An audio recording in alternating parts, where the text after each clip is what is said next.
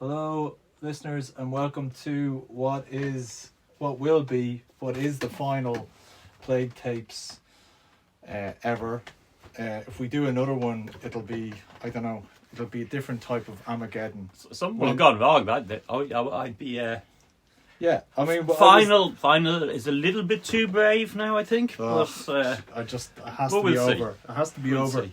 I think it's inevitable that Likely It should rather than end. definite. yeah it I should would say. end. It should end with us getting to both testing positive for COVID, but and also, as one other friend of mine said, how many of the horsemen of the apocalypse have shown up so far? Yeah. So if another one appears, like war, what is it? War, famine, pestilence. I mean, they're all. We've kind of got all of them. Haven't we? We've got all of them. Well, almost all of them. Well, we're more going to an insect extinction Oh, period right. rather than. I think pestilence is insects, isn't it? Yeah, whatever. Anyway, yeah, it'll be a different. If it comes back, it'll be a different thing. That's what I'm saying. So this is quite appropriate because it's the 18th of March, and definitely with the pandemic, March and Paddy's Day is. We're really 2 years on from that famous picture of that one guy who was naked in Temple Bar, railing his fists against the security cameras, and that was the Paddy's Day that the government was kind of like full steam ahead. Let's have a big party. Do you remember that? And then bailed. Yeah, and Yeah, then bailed, yeah. but thankfully bailed because Yeah. of like good advice, or maybe just public pressure.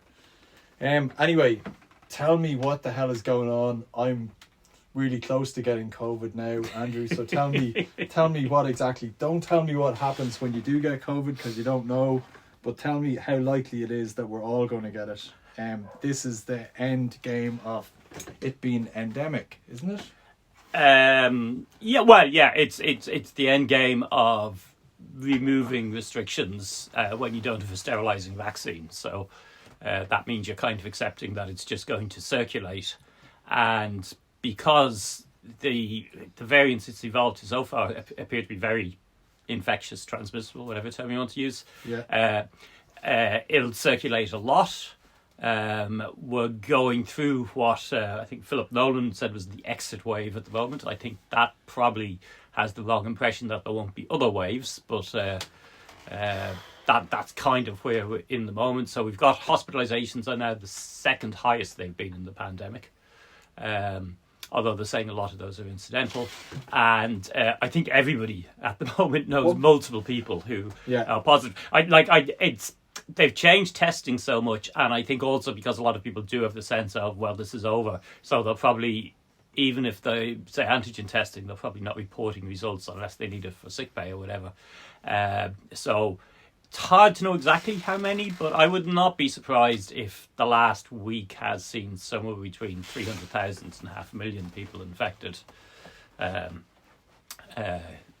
all. That's such a significant figure for a population of what? Well, that's up to 10% of the population. 10% of the population. It's But like that's phenomenal. just it's a wild guess because the official numbers would be below that. Where would we be at the moment? Actually, official numbers would probably be in the region of 80,000. So yeah. So basically, it's definitely over 2.5 times that, and it could be 8 times that, or 7 times that is what I'm suggesting. When they give us an official figure, do they just admit that that's just being plucked out of their arse? Or Yeah, is it's not it plucked like- out of their arse, but it's over 55s are the only ones who automatically qualify for PCR testing at the moment, and healthcare Yeah. workers. So Yeah. that's what's that, a third of the population maybe, and then everybody else is up to them to self-report positive antigens, which, as I said, you're probably doing if you need. There's a reason to do that. Yeah, like if you have to go to work and you're saying... If you need sick pay or that's something, and basically, they want proof. I'd say there's a lot of people are testing positive or not bothering to get tested, and so they're not in the figures at all. So that's where we are now. We've seen this quite. I'm just back from a week in Malta. because once it became obvious that the strategy was to just open up and let's see where it went to, I decided I'd sooner pick up my first dose on by doing something that was fun than pick it up in the office or the equivalent. So so far I'm still I was testing not detected, however, so maybe I didn't succeed in that plan.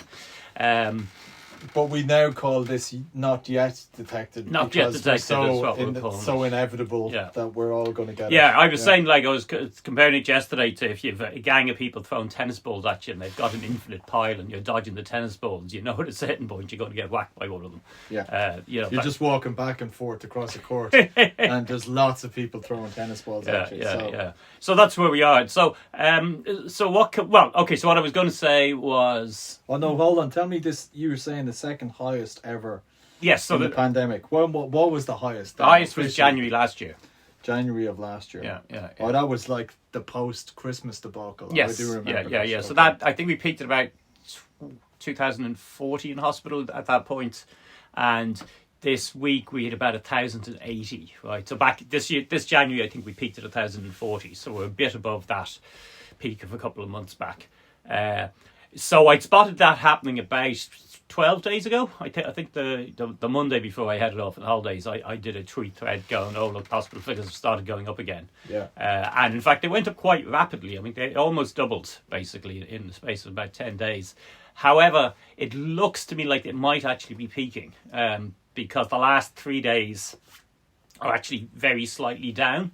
Right. If you add up the total admissions over 7 days, total new hospital cases over 7 days, that went quite quickly up from, I think, about 580 to about 1260 over that period of about 10 days. But the last 3 days have been 1260, 1255, 1250 sort of thing. So No, you would say like they were kind of plateauing. Yeah, not 12. Sorry, 1,080, 1,070, 1,000 and Okay, all right. 75,000. So it's kind of like it went shooting up and now it's kind of straightened and fallen a little bit. So that could be a peak. Although I would rather expect we'll probably see a peak again up from Paddy's Day in about 10 days' time. Yeah, that's what I was going to say. Like, surely the amount of stuff that's been going on the last 2 days is going to... You'd imagine, yeah. I mean, there is the thing that there's been so many people infected recently, and the population's probably divided into people who are still being reasonably careful and people who, have decided it's over. And a lot of that second group are people who have been infected. So if it's recent, they're less likely to get infected again immediately.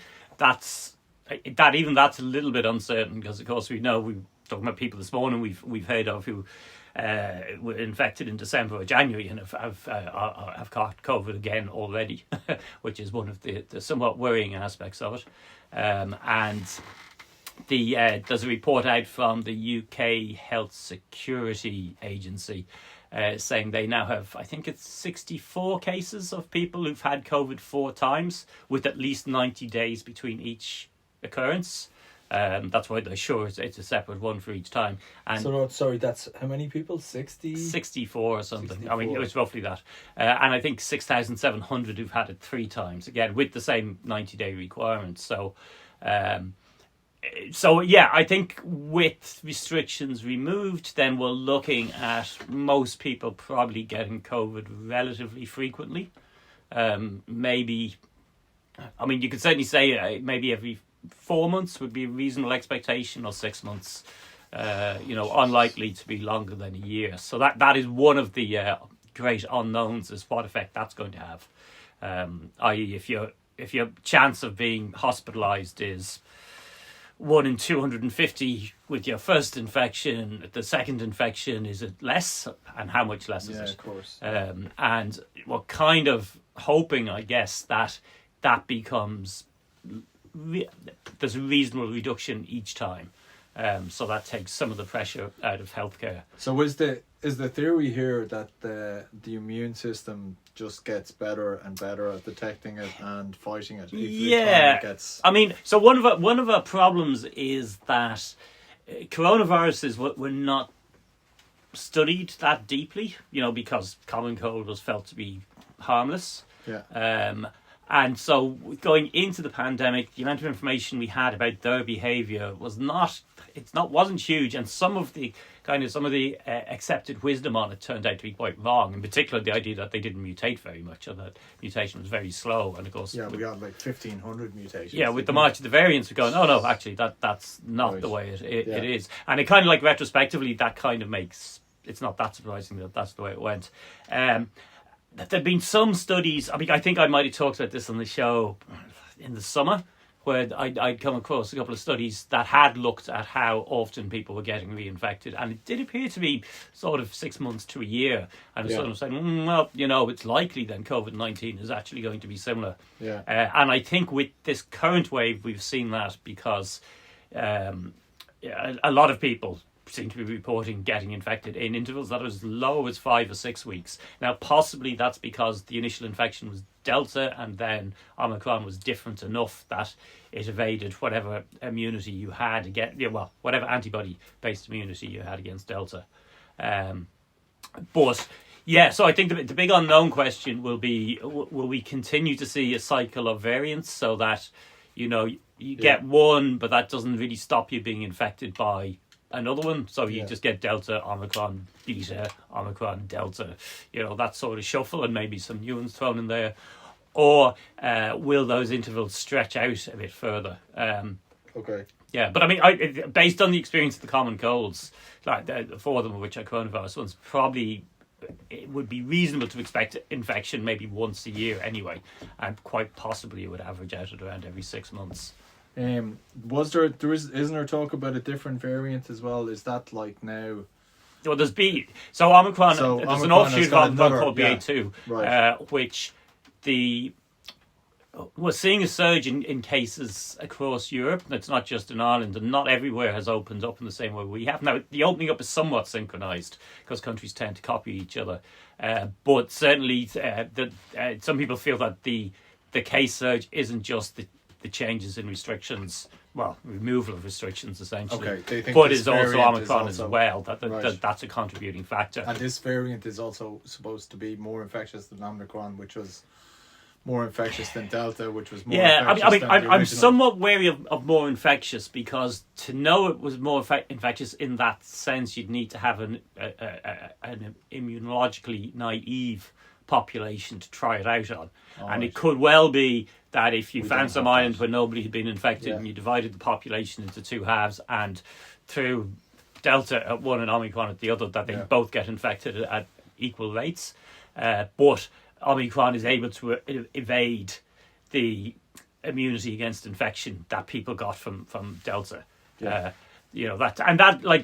In terms of that kind of ties into what they're seeing in terms of antibody studies as well. Okay. That it turns out previous infection was not particularly effective at stopping you being infected by Omicron, and that's why South Africa had that big wave so quickly after Beta and then Delta.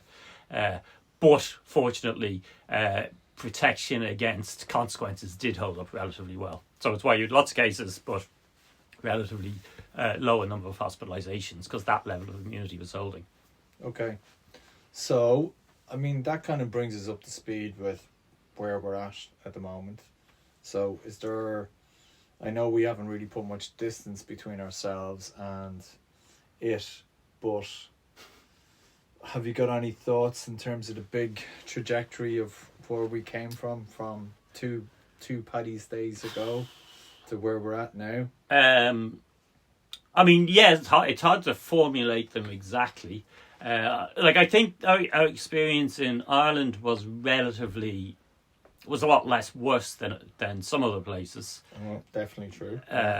But then other, like New Zealand has been the obvious example, handled things a lot better, and perhaps was partially placed and able to do that. Yeah. So if you look at the simple levels of deaths per million or whatever, we're about half that of England, for instance, and about a quarter that of Eastern Europe, particularly Romania and Bulgaria. And excess deaths, in fact, the gap is even bigger. And that's partially driven by the fact we had very few ICUs. So that a need to lock down happens earlier than it did in other countries. So in a strange way, because the UK had the NHS, they just went fucking gung ho straight at it. Yeah, But they probably would have done that anyway. Yeah, I mean, given their history. Well, yeah, and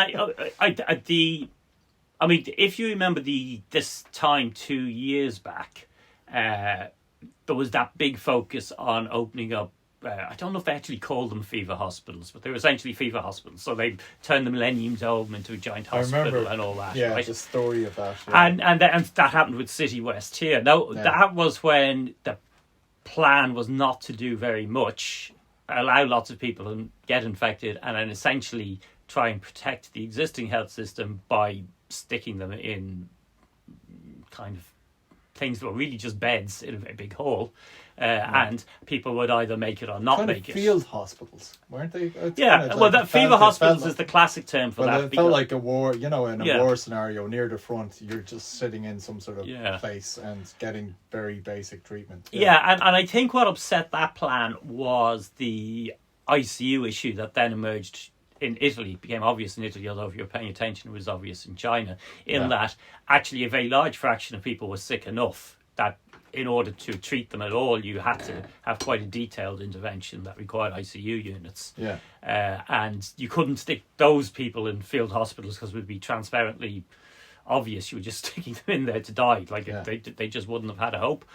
So that then was what drove the change of strategy in a lot of countries to lockdowns, basically. Yeah. Because it was either you locked down to stop the flow of people into ICU, or you didn't, and then a lot of people, in particular a lot of younger people, would then die because without that intervention they wouldn't have been saved. And because we had very, very small surplus numbers, we hit that point ahead of other places. Yeah. So I think that's kind of part of the thing. I think we did relatively well in comparison with a lot of the rest of Europe, but a good chunk of the reason we did relatively well is because we didn't have the available health resources, which sounds counterintuitive, but that's why it played out in that particular well. I remember you telling me about the wave when it hit Belgium and France. It was the same kind of thing. They had really good. Yeah, Belgium has about 6 ICUs for every one of ours by population. Exactly. So, but at the same time, they thought they could wide it out on that basis and kind of get to herd immunity. This whole herd immunity thing just seemed to, no matter how much it was rubbished from the very start, it just kept persisting throughout all of a lot of the early pandemic. I think. And I think that's because it became part of the narrative, because it allowed businesses to open up again. It was that, it was used as a mechanism whereby that was the easiest path for them to navigate to get back to conceptually, an economy. Conceptually, that focus was a bit similar to the fever hospitals idea. Fever hospitals was a way of basically most people would have got quite inadequate medical care, and we'd have had a lot more deaths because of it, but that wouldn't have been all that obvious that was happening, or it would have been sort of obvious in retrospect, or maybe people would have accepted it as an emergency or whatever, and then that got knocked off, and then that thing that then started to get talked about was the idea that what we actually need is for everybody to get infected, or the healthy people to get infected, and then that would be enough population immunity that will stop it spreading.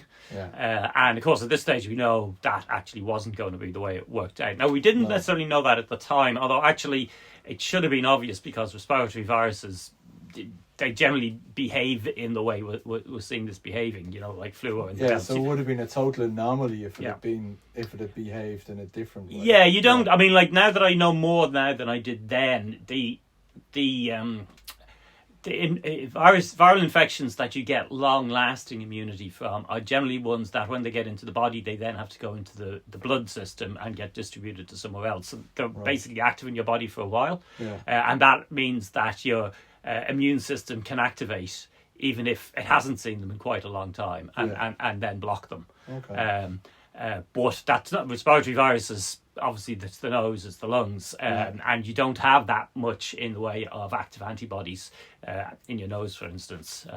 So that's why it worked that way. But so that was the herd immunity thing. So it was the main issue with that, I think, is if you look at the early phase, was the intense dishonesty. I don't know if it's dishonesty or wishful thinking research, where there were all these, some of them quite eminent scientists, trying to prove that actually the amount of cases we were seeing was like a 20th or a 50th of the number of people infected. So we were already at herd immunity. So, you know, like if you think back a bit over 2 years ago, you'd have had people insisting that Sweden had reached herd immunity, you know, that sort of thing, and that you only needed 20% of the population infected. And of course, we now know all that stuff was rubbish, and even if it hadn't been rubbish, immunity would have waned. But also, with the way that was being presented, like, what flies in the face of the way science works as well. Like, so they're because emotions don't come into research, you know. I think possibly it's also the way science works. I mean, well, okay, that's a bigger. Because an ideal of how science works and a reality too. But and like part of the way science actually works is that what's discovered is what the funders pay to be discovered in stuff as well. True. Like there's all sorts of distorting influences on what might be considered pure science. It's not as pure as it should be. Yeah, exactly. Okay. So I think we saw those issues wrestling out. And then, do you think the factor, like the other thing that there's two bits that I remember. I think that we were in a fortunate position because the government hadn't really formed. Yeah. So the NPHET really got in the driver's seat early on. And then, as a government formed and as it became more influential, we saw this drifting away of what I felt was that public health being the primary concern started to get, there was a diminution of that through governments forming and and that particularly played out in relation to December 2020 and the reopening. And then since then, I've felt that this has continued apace. And the other thing that is a takeaway for me is that there's such a lack of awareness of the trauma that people have experienced, both frontline workers, but even everybody else. And now we're in the midst of this. Everybody needs to return to work, which is going to cause, it is already causing consternation, but it's because there's no recognition of what people have gone through. It seems like a very I don't know what's the word, a very naive way of approaching things, not to recognize what has happened, to just glibly say, it's great, we all did this together, well done everybody, you get €1,000 if you're a health worker. Now everybody has to be back in work by the 1st of April or whatever the hell it is, right? So just like, it seems like very little has been learned from the whole experience. But those are my kind of highlights that I'm not going to forget in a hurry. Yeah, and I think the other thing here was that the collective response in a society level was very strong, particularly in the initial phase. Yeah. Essentially, the reason we actually had a shutdown early on as well was that they were NPHET and the government got concerned that the population were acting ahead of the public health advice, you know. Yeah. So there was a lot of there was some obvious controversies around that, like, you know, nursing homes allowing visitors, and then NPHET saying you have to allow visitors again, and then some people felt that was responsible for a lot of the deaths that followed, although that's not necessarily the case. But you know, like there was lots of pubs started shutting before the actual official order went down, like a lot of family-owned places. You know, all that sort of stuff started happening. So, there was that, and then, the first lockdown was very, nearly everybody stuck to it, you know, very tightly. The city went completely dead, you know. And obviously the subsequent ones were somewhat different to that. So I think that's probably the other important thing to acknowledge in terms of why particularly the first wave wasn't as bad here as it might have been. And also that we did that before the UK. The UK is a great... Yeah, they waited another week and look at the consequences of that, you know. And then obviously the vaccine rolled out because nearly all adults got vaccinated, and quite quickly. So, that's why a lot of Eastern Europe did so much worse than us, particularly in the last few months, because they'd lower vaccination rates. And there's a really interesting comparison if you look at New Zealand and Hong Kong, right? Because they both kind of went for a zero COVID strategy for most of the pandemic. Then New Zealand has also had a very successful vaccination program, almost all adults again getting vaccinated, and Hong Kong didn't, and bizarrely had particular problems with elderly people, Okay. particularly the population over 80. So they quite high levels of vaccination. So Interesting. once Yeah. they opened up. So both Yeah. those countries have recently opened up. New Zealand, of course, saw cases shooting through the roof. So did Hong Kong, but Hong Kong has seen a massive amount of deaths, basically because of that vaccine hesitancy, particularly among older people, and New Zealand hasn't because. I mean, I'm sure that, like, if you dig down into that, there must be some sort of, like, there's a political leaning to it. Like, you know, Yeah. the way in terms of the north as well. Yeah, I wouldn't claim to be Like- an expert in it from that point But of in view. terms of, there like- there are a few different things going on. Yeah, I'd imagine it's um, definitely. Yeah, including quite a strong faith in traditional medicine, apparently, and Okay, right. but also a kind of distrust of the state, and like so Yeah, there's yeah, a lot like of the different same- things going we on. saw that played out. Yeah. Okay.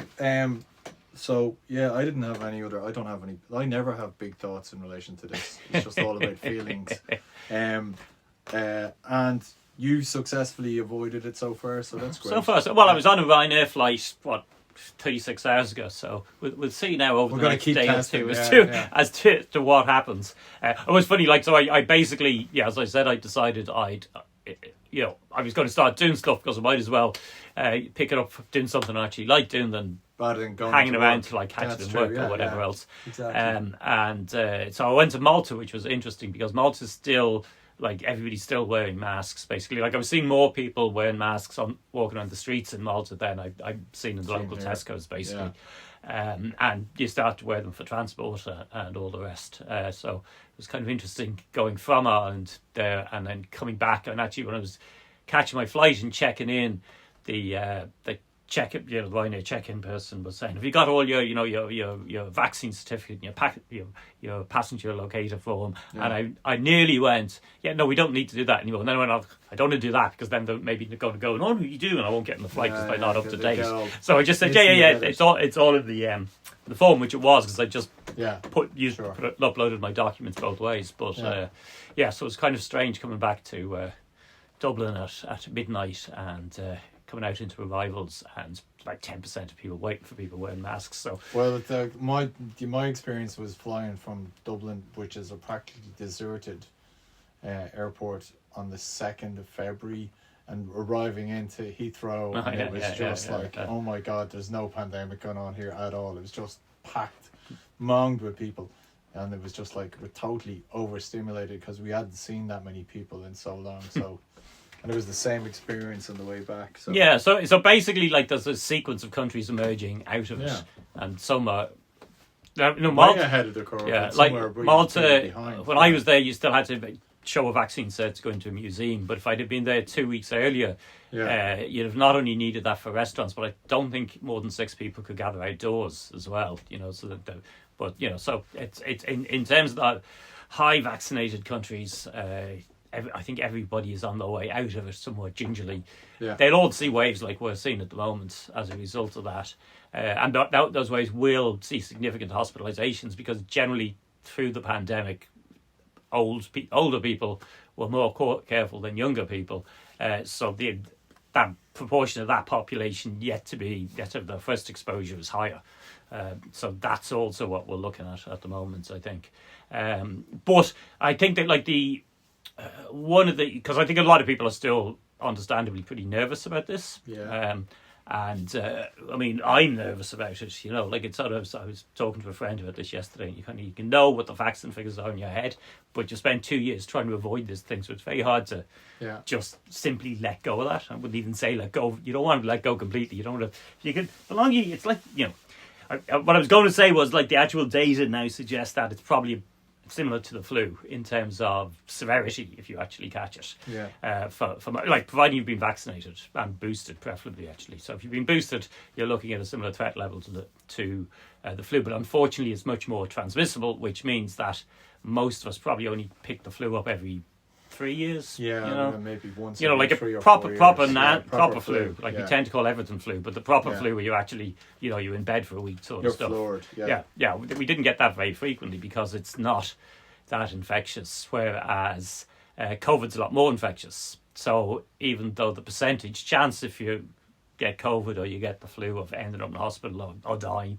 are probably similar now, The problem is you're just going to be getting COVID much more frequently. Exactly. Yeah. Now, maybe we'll fade out to be, with multiple exposures, to be like the common cold, so it won't be that big deal. You'll feel sick for a couple of days. Maybe it won't. We don't know. We don't know that. That's the other thing. We'll be seeing that. Like, but- I feel like we've been going through this for 2 years where Yeah. we've always said, like, we can't really, you were saying, like, more than me, you were saying, I can't really call it, we kind of need more data on this. And like, come back in a couple of weeks, we'll probably have more data. And we could come back continuously and always have a little bit more information. But because it's really only been going for 2 years, we can't tell the answers. No. So, You know, and like that's one of our big fears. I think a lot of people still have is long COVID. yeah, and we don't know anything about we that. don't really know yet. Yeah, because to really understand what it is, so most of the figures in long COVID. So you'll see, like for instance, lots of people are citing this. 10 to 20% of people get long COVID, right? And there's two problems with that figure. It's from a WHO report. Okay. And basically that WHO report came out in the autumn, and it was looking at research that was running up to a few months previously. So actually it's a pre-vaccination figure, because at that point very few people would have... So we're talking about June 2021. Well, yeah, because essentially in order to call something it like long COVID, somebody would have had to be infected, and then they would have had to still have symptoms after 12 weeks. And of course, it doesn't deal with any of So the that's variants or any of the other stuff. So that's pushing that back into 2020. And then the second problem is that most of that work is based on people doing a questionnaire, essentially. And, you know, do you suffer from fatigue, you know, anxiety, whatever else, you know. And if you've had COVID, and so you might get 20% of people say yes to fatigue, right? But the other thing is, if you did a general survey of people in society and said, do you suffer from fatigue? Yeah. You might well be saying yes, even though you didn't have COVID. Particularly in a lockdown. So what you really want is the differential figure between people who've had COVID and then everybody else in society. And if one is 5% and the other is 8%, then you've a better idea of where it is. That work hasn't really been done much. The little bit that has been done is a bit reassuring, because it suggests it's far less common, particularly if you're vaccinated and boosted. Like, it's that risk doesn't go to zero, but it becomes a much smaller one. But it's definitely like, are we going to find out in 2 years' time that actually after your third or your fourth or your fifth infection, then it turns out that 3% of the population have it, or 5% or 10%. That could have an absolutely enormous impact on us. True. But I feel like we're kind of at the end of a movie though here, in terms of plague tapes, and then it'll be like with the credits are rolling, and then it'll be like Andrew went on to get COVID 5 times. Dermot got COVID twice and was institutionalized after that, and we never heard from him again. So like it's kind of like the way it is. So it's not like, I think with part of that is an understanding that we're not actually going to go back to a return to a normal in any short-term frame. That it's going to be a nuisance, basically, at least for another couple of years. Because people who seem to know what they're talking about think it will remain significant probably for about 3 years. And will slowly become less significant over that. Somebody said that a lot. Well, I can't remember now.